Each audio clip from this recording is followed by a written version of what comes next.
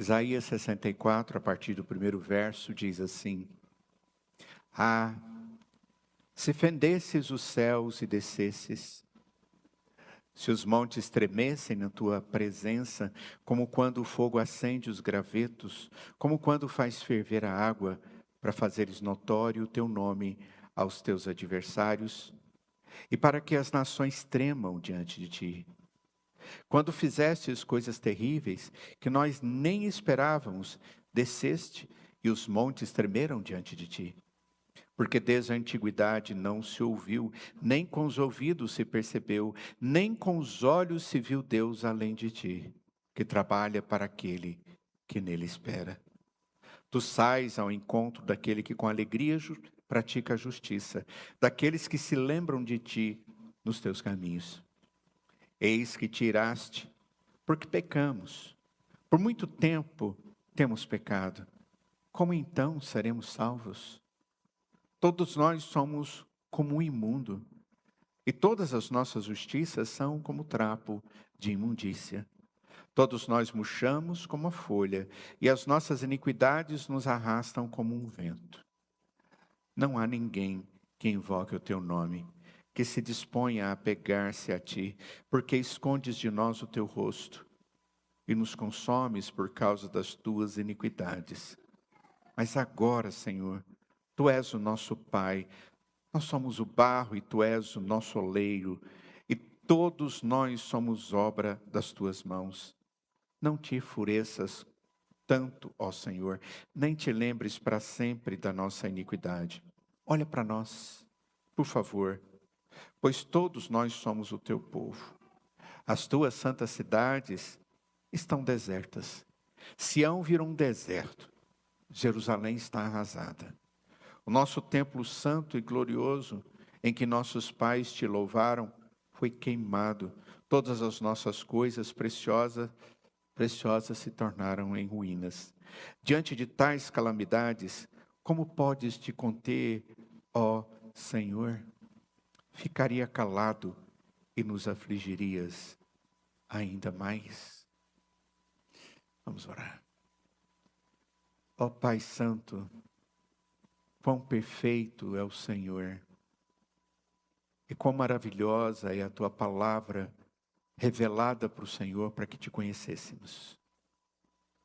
Ó Deus, nós somos muito abençoados e privilegiados, porque podemos ter um tempo especial juntos como Teu povo, assentados para ouvir a Tua palavra, para meditar na Tua verdade.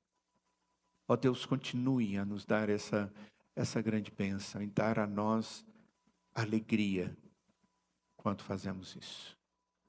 Mais uma vez, ó Pai, pedimos a Tua intervenção com o Teu Espírito. Em nome de Jesus nós oramos. Amém. Queridos, nós, na última semana, fizemos a introdução do capítulo 64 de Isaías.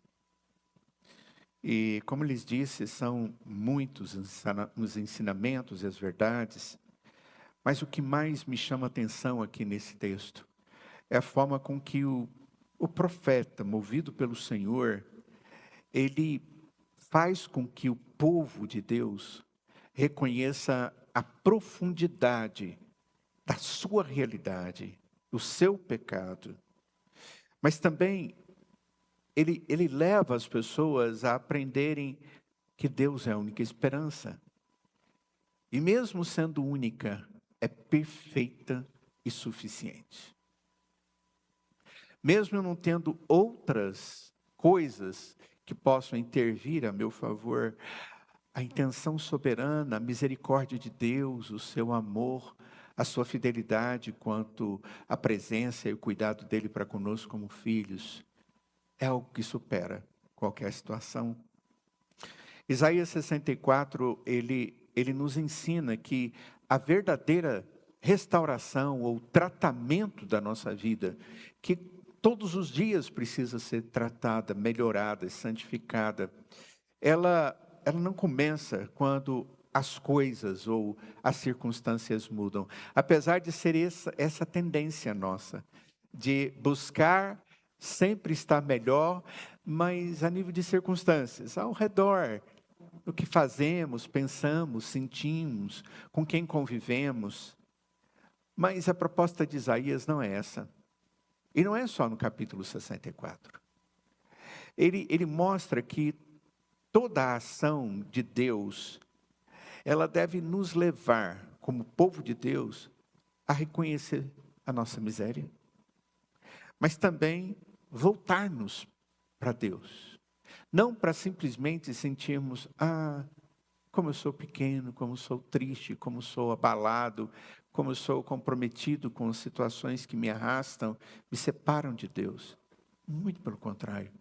O que o texto nos mostra é que nós precisamos nos arrepender. Todos os dias, entender que tudo que vivemos e precisamos, nós precisamos depositar na presença de Deus. Mas um depositar confiante naquele que é Deus. E ter esperança na graça do Senhor. Ontem à noite, era bem tarde, conversando com uma pessoa, e ela disse, pastor, tem sido um desafio para mim. Porque muitas vezes as circunstâncias não mudam. E a gente cansa. E a pessoa diz, eu estou cansada. Eu disse, então, continua esperando. Só que essa esperança que Deus te ensinou a ter, é a esperança que pode ser maior do que qualquer situação ou circunstância que você vive. Na pior hipótese, a sua vida vai acabar. E você vai estar com Deus eternamente. Eu não sei o quanto você pensa nisso. Ou se você já pensou nisso. Ou se isso traz para você tranquilidade. Estar com Deus hoje e estar com Deus todos os dias, nos preparando para algo muito maior que Deus tem reservado para a nossa vida. O objetivo principal da intervenção de Deus na minha vida e na sua vida, e Ele intervém.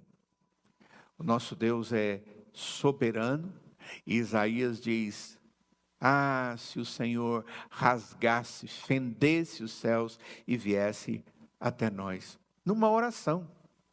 E a oração de Isaías 64, ela é uma oração que está seguindo aquela que começou no capítulo 63.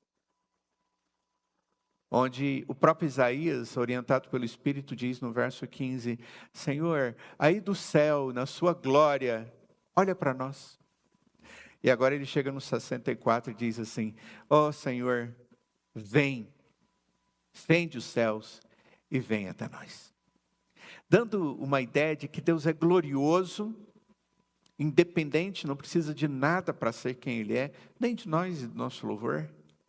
Mas é um Deus que nós podemos clamar e Ele vem a nosso socorro. É um Deus imanente, que sai da sua glória e sendo glorioso, cuida de nós.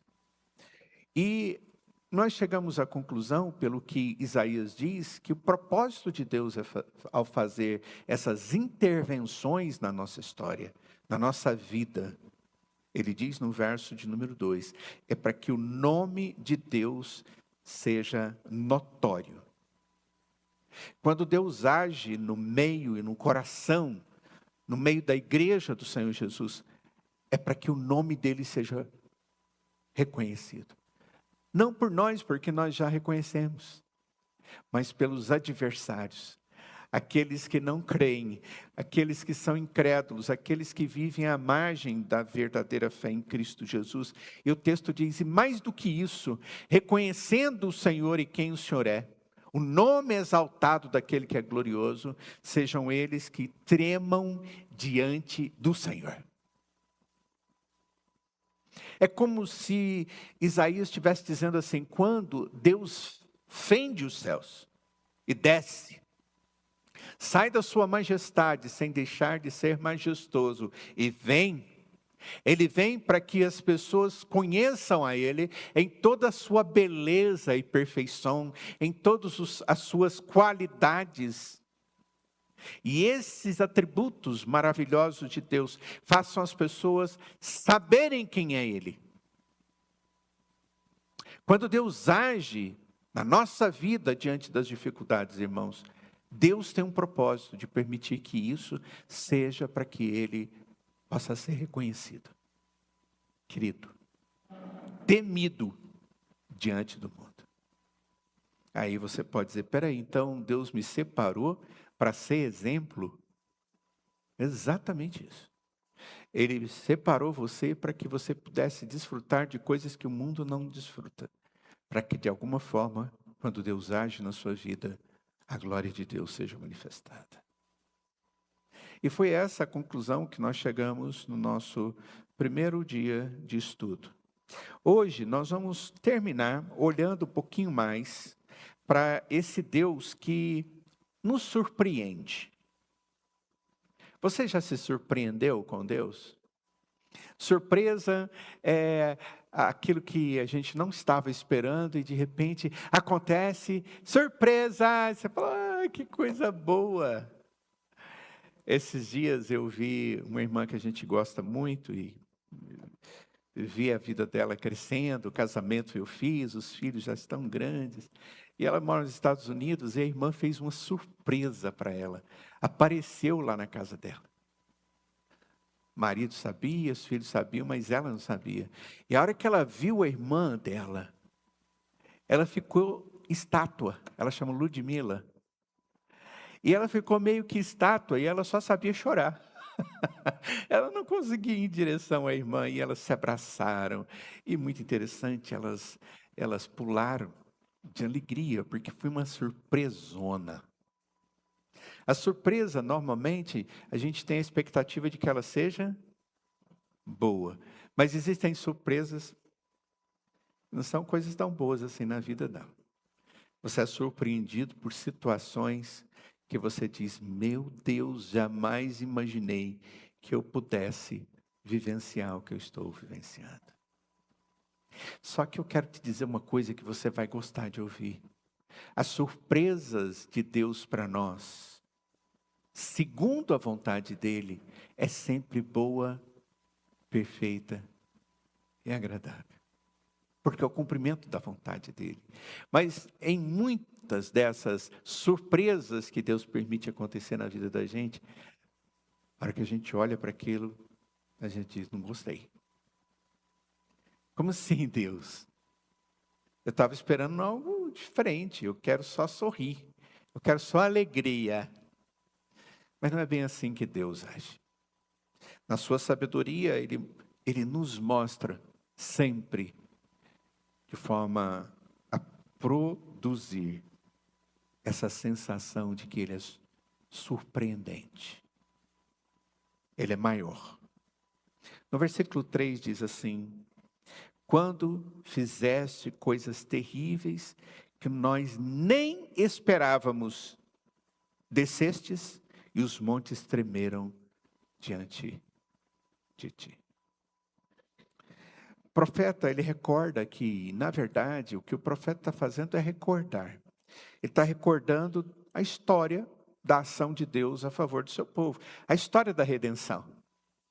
Desde as promessas até Cristo vir, ou antes disso, lá no Antigo Testamento, como Deus cuidou do seu povo que Ele escolheu. O profeta vai recordar aqui do êxodo, da saída do Egito, do povo andando pelo deserto e atravessando o Mar Vermelho. Ele vai fazê-los lembrar do Sinai, quando Deus chama Moisés para o Monte Sinai. E ali ele dá as leis. O texto e o profeta nos leva a lembrar que, puxa, Deus nos deu a terra e fez com que nós pudéssemos conquistá-la. Lembra como a muralha de Jericó caiu sem que uma única arma tivesse sido usada? E ele faz com que aqueles crentes, aquelas pessoas, aquele povo de Deus percebesse e lembrasse as inúmeras intervenções extraordinárias do Senhor a seu favor. Mas em todas essas intervenções houve dureza. O povo foi para o Egito, Deus havia providenciado comida para um povo que estava passando fome. Ele fez isso muitos anos antes, quando ele permitiu que José fosse vendido. Para que ele crescesse dentro do castelo, do palácio, ele pudesse ter uma grande influência, e na hora da fome, eles pudessem vir no Egito e conseguir comida. E eles foram resgatados. Mas houve muita coisa difícil que teve que ser enfrentada. Eles saem e Deus os liberta. Mas para que eles estejam chegando no lugar onde Deus tinha reservado para eles, tiveram muitas coisas, provas da fé. E eles chegam diante do mar e olham para trás o exército egípcio com toda a sua glória. Era o maior império daquela época. Povo violento, forte, bem treinado.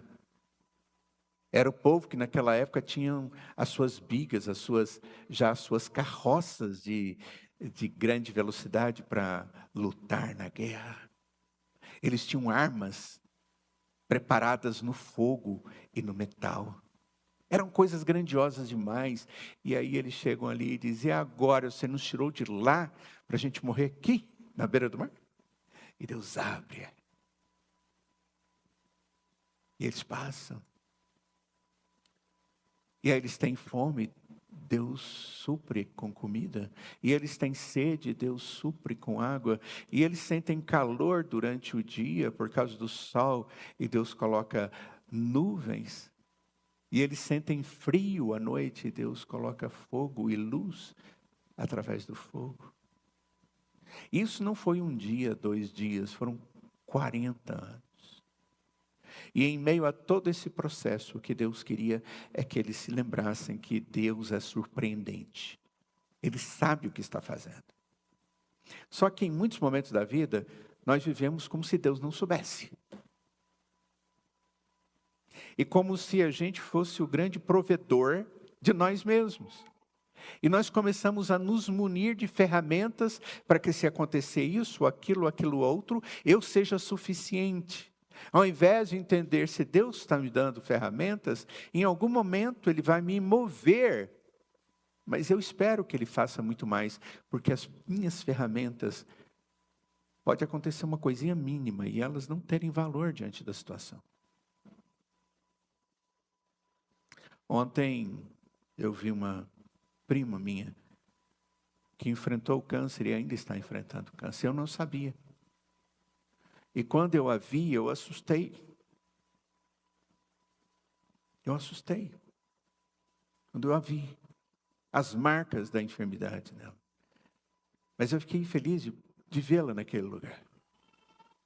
E pelo que eu entendi, foi a primeira vez que ela saiu de onde ela estava durante todo o seu tratamento. Surpresa. Por que Deus permite isso? Não é essa a pergunta. É qual propósito Deus tem na minha vida? Deus sempre agiu de maneiras que o seu povo jamais conseguiria prever. E é assim também na sua vida. É assim na sua vida. Nós fazemos tantos planos, mas a Bíblia diz que a resposta vem dos lábios do Senhor. Você pensou em ter um filho e uma filha, assim, ou alguma coisa dessa natureza, mas a hora que você olha para a realidade, você vê, é diferente daquilo que eu tanto quis. Ou pode ser melhor, ou não. Quantos pais crentes quiseram ter filhos para que pudessem ser servos do Senhor, lutaram por isso, ensinaram, oraram antes de eles existirem, e eles estão no mundo e não no Senhor, e você diz: por que, Senhor? Sou eu? Não. Em Ezequiel, existe um texto e é feita uma pergunta: olha, o pai que come as uvas e o outro que fica com os dentes todos manchados? Se referindo ao pecado, um peca e o outro é que tem o juízo sobre a vida dele, e o texto vai demonstrar claramente que não é assim que Deus age. Ele diz: não, o que Deus quer é arrependimento. Se houver mudança, haverá bênção. Mas se não houver, haverá juízo. Porque o princípio de Deus já está previsto. Então são coisas que vão muito além de nós. E de repente eu penso, eu não consigo vencer isso. Creio que é exatamente nesse ponto que Deus quer que nós cheguemos. Você não vai converter o seu filho. Você vai testemunhar Cristo ao seu filho. Porque essa obra, ela é sobrenatural. Ela é espiritual. Demanda uma vitória diante de uma guerra espiritual.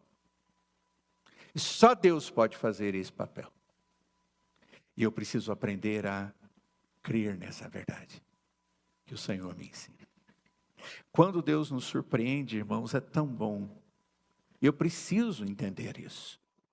Deus continua querendo que esse princípio da providência dele seja lembrado por nós. Caso contrário, a gente, vou usar uma expressão entre aspas, né? Num português errado, a gente pira. Já ouviram essa expressão? A gente pira. Nós saímos do eixo. E não é incomum cristãos saírem do eixo espiritual, da tranquilidade, paz, expectativa em Deus, porque eles estão diante de coisas que Deus, com propósitos, permitiu acontecer. E ao invés deles dizerem, Senhor, demonstra o teu propósito, eu começo a inquirir a Deus. Deus raramente trabalha segundo os nossos cálculos. Raramente. Não estou dizendo que Deus não nos usa e também os nossos cálculos. Quando nós somos crianças, a gente planeja um bocado de coisa, né? Eu quero ser. O que você quer ser? Cada época da vida você quer uma coisa. Esses dias conversando com alguém que terminou medicina, falou, o que você já pensou em fazer? Agora que vem a parte posterior, onde você vai ter que fazer uma residência, vai ter que ter uma área, vai ter mais um tantão de tempo de estudo. E a pessoa disse, olha, eu já pensei em ser de tudo. Porque a gente vai passando nas fases dentro da faculdade, aí você pensa, você é pediatra. Não, eu vou ser isso, eu vou ser aquilo, eu vou ser aquilo outro, eu vou ser aquilo outro. Mas só uma coisa você vai ser. Você será. Essa é a realidade. E às vezes a gente calcula tudo e pensa tudo, e no final eu vou me contentar com aquilo que Deus me deu. E Ele vai me dar alegria e prazer naquilo que Ele me dá. Eu quero ser um médico neurologista ou neurocirurgião. Meu Deus do céu, doutora Letícia, que história é essa de neurocirurgião? Eu fui saber como é que alguém se torna um neurocirurgião. Gente do céu, uma vida inteira. Vida inteira. Ele tem que estudar muito mais do que os outros. E é realmente uma área muito delicada e muitas são. E eu creio que alguns já devem ter pensado, eu vou ser, no meio do caminho disse, não vou ser. Deus está querendo um pouquinho mesmo, só você neurologista. Você neurocirurgião. O que você tem pensado da sua vida? Você anda frustrado com as coisas? E diante da frustração, como é que você está reagindo? Como que você está reagindo? Você já entregou a sua vida ao Senhor e confia nele? Ou você está brigando com Deus todos os dias, brigando consigo mesmo e com o mundo que está ao seu redor? Tendo o seu descontentamento como algo que é barreira para a alegria da sua alma. Lembra? Deus raramente trabalha segundo os cálculos que nós fazemos. Ele frequentemente responde de maneiras que nós jamais imaginaríamos. Mas Ele é Deus. Ele é Senhor. E eu não posso e não devo sair dessa compreensão. Quantas vezes, olhando para trás, nós percebemos que Deus resolveu situações impossíveis por caminhos inesperados. E talvez, se eu desse oportunidade a cada um de vocês, pelo menos uma coisa que aconteceu na sua história, que você não esperava e que Deus te surpreendeu. Lembra? Falei agora mesmo de José. José, em algum momento, imaginou que seria governador do Egito? Libertador da fome de um povo de Deus que iria morrer? Ruth certamente jamais imaginou tornar-se parte da linhagem do Messias. E Deus colocou Ruth ali na linhagem de Messias, Jesus. Lembra de Esther? Esther certamente jamais imaginou que o seu sofrimento a colocaria no lugar exato para salvar o povo de Deus. Os discípulos jamais imaginariam que a cruz seria o caminho da vitória de Cristo. Tanto é que, em vários momentos, tentaram dissuadir Cristo. A grande verdade, irmãos, é que nosso Deus continua sendo especialista em realizar aquilo que está além da nossa capacidade de previsão. Isso não quer dizer que eu não tenho que planejar ou buscar. Mas eu tenho que aprender a entender que o nosso Deus, Ele é um Deus que surpreende. Porque Ele tem propósito na nossa vida.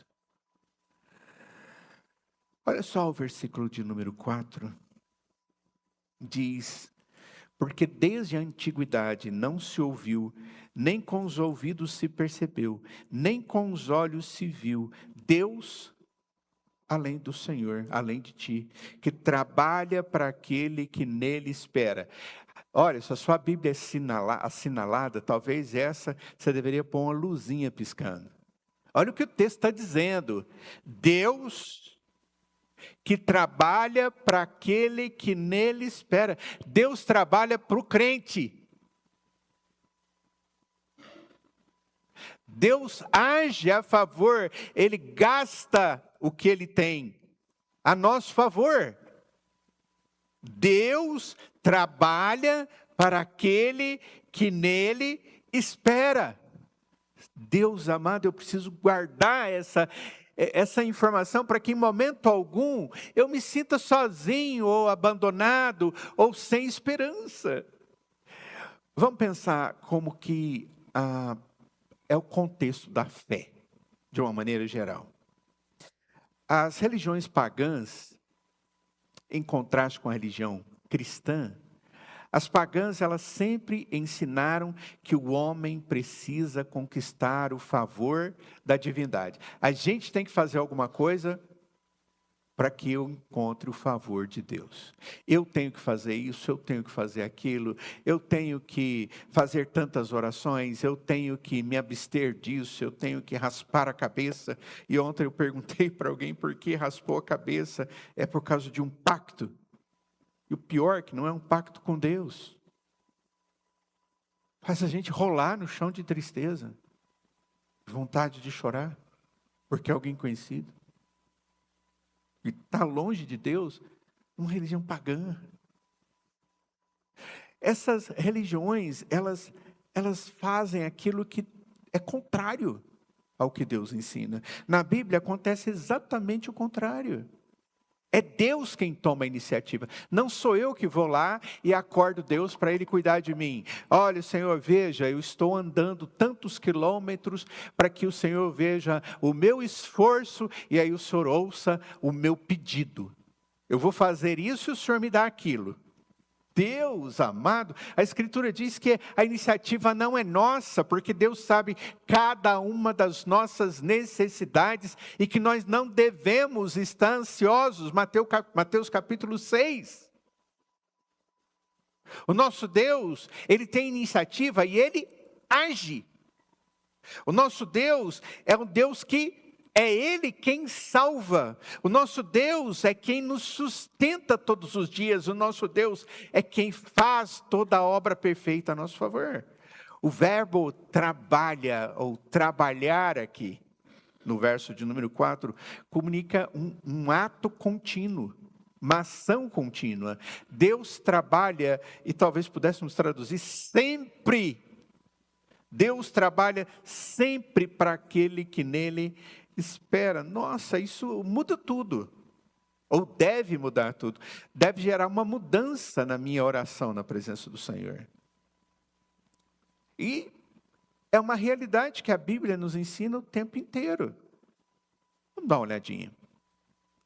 O salmista, no Salmo de número 124, no verso 8, Salmo 124, verso 8, diz: o nosso socorro está em o nome do Senhor, Criador do céu e da terra.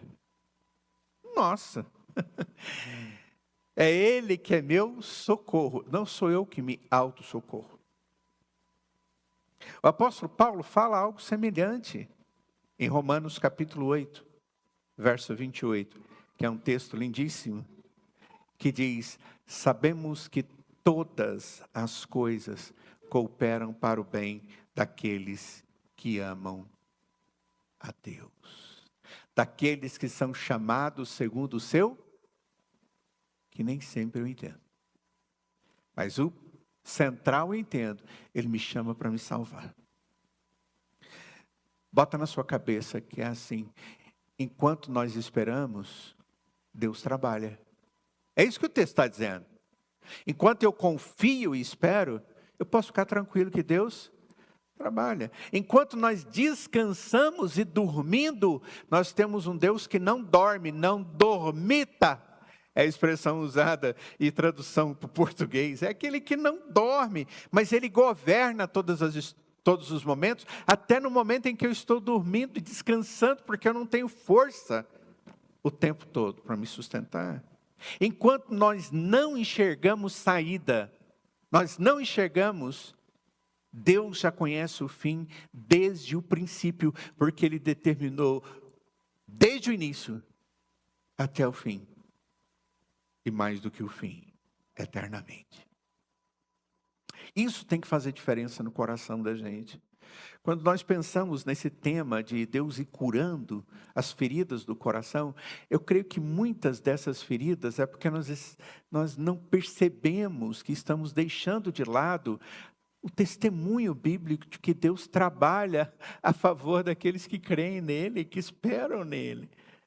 E a nossa vida deixa de ser tranquila, paz, gerada pela presença do Espírito, e ela passa a ser conturbada, doída, pesada, em alguns momentos destrutiva. Contudo, apesar de Deus é o que trabalha e que dá sentido, esperar em Deus não é passividade. O texto não elogia uma passividade, uma espera preguiçosa. Porque também é um problema que a gente encontra muito em alguns crentes. Estou esperando. Beleza. Como você está esperando? Você já fritou pipoca? Já? Por que você fica mexendo na panela? Por que você mexe o milho da pipoca? Hã? Você sabe? Por quê? Para não queimar? Uai, mas tem que ter o calor, como é que faz? Se ela estiver só de um lado, ela vai estourar, né? De maneira errada. Ela precisa ter um calor mais uniforme. Aí ela, de uma hora para outra. E fica aquele trem gostoso, com sal gostoso, ou com os negócios que eles estão colocando aí em pipoca. Eu quero dizer a vocês que eu já experimentei de tudo, tá? Amo pipoca. Mas vamos lá. Mas nós esperamos, e nós fazemos aquilo, mas tem coisas na vida que a gente espera só porque a gente está acostumado. A gente sabe que tem que esperar. O texto não elogia espera preguiçosa. O versículo 5, ele esclarece quem são aqueles que esperam no Senhor. Olha aí o que o texto diz. Verso 5. Tu sais ao encontro daquele que com alegria pratica a justiça. com alegria aquele que pratica a justiça. Ele não está parado. Daqueles que se lembram de ti, enquanto estão no seu caminho, estão movimentando e fazendo aquilo que é próprio para o caminho da sua vida. Deus trabalha, mas Deus, Ele quer trabalhar e abençoar aqueles que creem e esperam nele, e aqueles que vivem como crente verdadeiro. Deus abençoa aquele que vive como servo, como instrumento da glória de Deus. Eu espero tudo que Deus tem para mim, porque Ele disse que se eu crer, eu vou ser salvo. Isso é verdade. Ele já me deu o céu, maravilha, mas Ele não disse para você viver como se fosse incrédulo. Pelo contrário, Ele está dizendo, você tem que, com alegria, praticar a justiça. Oh, meu Deus, não é só praticar a justiça, mas com alegria. A Bíblia diz que eu não devo fazer isso. Mas vou ter que aguentar isso? Esse desejo meu? Essa situação difícil? Já cansei de ouvir isso, irmãos. Cansei no sentido de ter ouvido várias vezes. Eu não quero mais viver com essa pessoa, com meu marido, com a minha mulher. Não quero, cansei. Aí você diz, mas a Escritura diz isso. Nós temos que tentar trabalhar. Vamos caminhar no Senhor, vamos buscar orientação. Deus é resgatador da gente, dos nossos relacionamentos. E quantas vezes for necessário, busque isso. Mas as pessoas, elas não têm alegria em praticar a justiça. Elas querem uma justiça própria, mas sou eu quem define o que vai acontecer. Aí eu faço e depois eu levo na cabeça a disciplina do Senhor. E depois diz, por que será que estou sofrendo? Pergunta para Deus e Ele vai te mostrar. E Ele vai dizer, eu trabalho a favor daqueles que com alegria praticam o que é justo. Não justiça minha, não justiça segundo os meus olhos, mas justiça de Deus, segundo a sua palavra e a sua retidão. Esperar em Deus significa continuar obedecendo enquanto confiamos.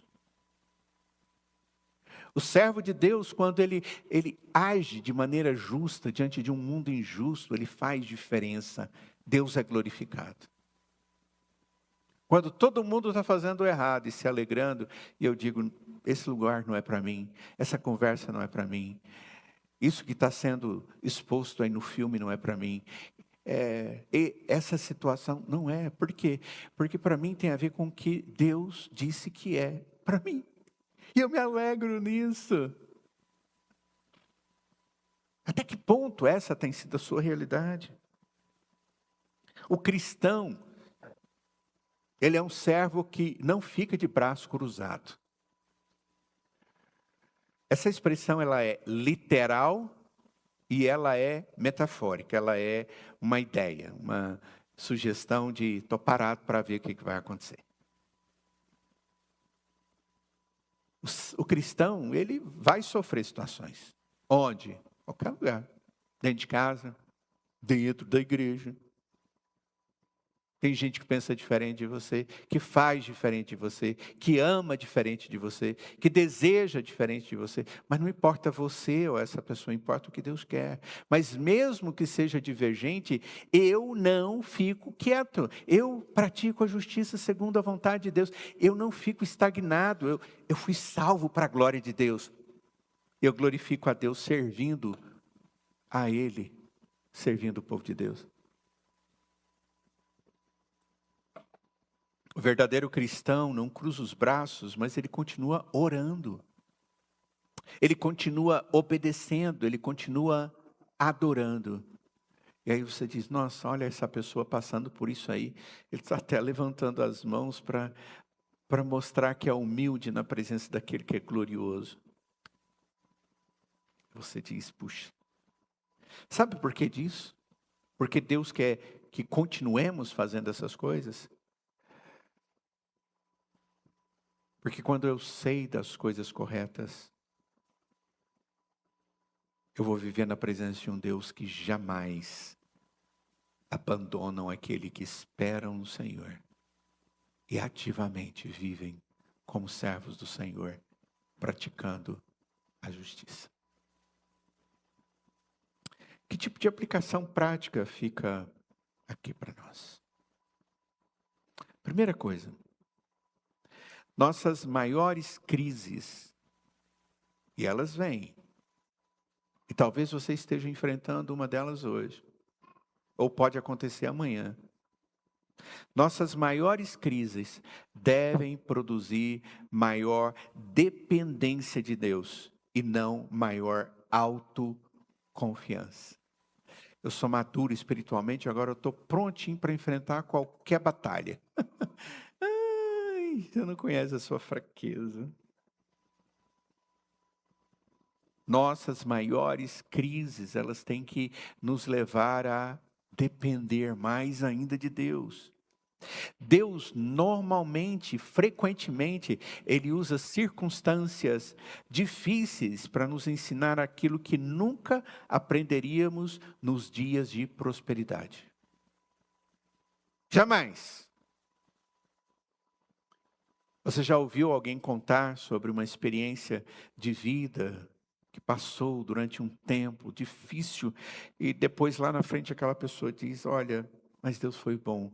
Porque eu conheci mais a Deus, eu tive que ficar mais na dependência de Deus, eu tive que aprender a esperar. Ele abriu os meus olhos para eu contemplar a fidelidade dele. E aí as pessoas começam a compartilhar e você diz, nossa, Deus tinha um propósito muito maior do que eu imaginava. Ele trabalhou a essência da alma daquele indivíduo. E Deus faz isso.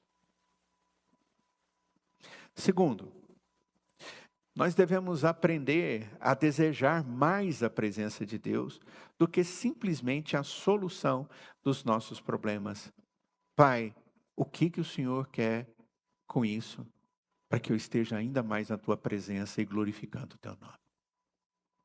Às vezes nós ficamos tão desejosos de ver crises solucionadas que nós pedimos e falamos e choramos em cima da crise. Oh, Deus muda, oh, Deus faz, oh, Deus dá, oh, Deus transforma, oh, Deus. E ao invés de chegarmos diante dele e dizer, Senhor, eu preciso da tua presença. Abre os céus e vem. Nós precisamos parar de pedir antes de buscar a presença verdadeira e necessária de Deus na nossa vida. A maior resposta a oração não é a mudança das circunstâncias, mas a manifestação da presença de Deus na sua, na minha e de qualquer um de nós. A presença de Deus na nossa vida. Terceira coisa. Nós nunca devemos nos esquecer que Deus continua trabalhando. Mesmo quando não conseguimos perceber a sua atuação. Parece que eu não estou vendo Deus. Pode ficar tranquilo, está com você. Ontem foi o aniversário da minha tia. Minha família é longeva. Do lado do meu pai, é muito longeva. Até do lado da minha mãe também. Eu tenho uma tia que tem a idade do meu pai. Do lado, e era irmã da minha mãe. 100 anos. Ontem foi o aniversário de 90 anos da minha tia. Zalfa. Uma bênção.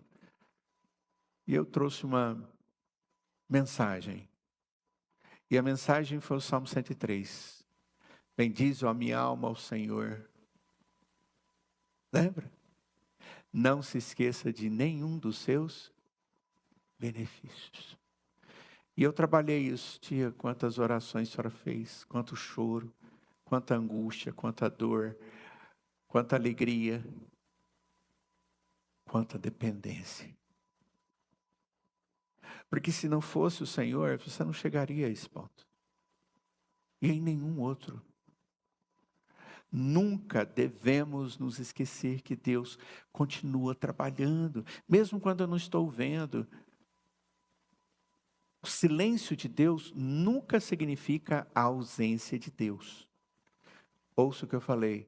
o silêncio de Deus nunca significa a ausência de Deus. Deus continua ali. Quarto, nós aprendemos a esperar biblicamente, com perseverança, com santidade, com obediência e confiança. E eu tenho que entender que a espera cristã não é inatividade.